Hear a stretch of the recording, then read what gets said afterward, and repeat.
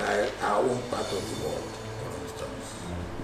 And I believe even in the West,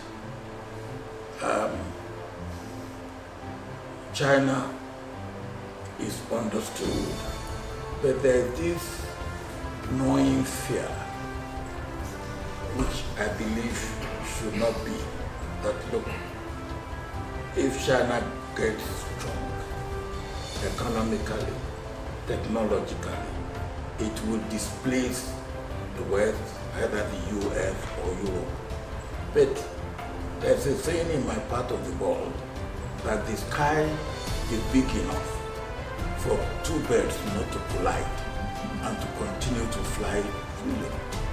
Now, the economy of the world can always be made big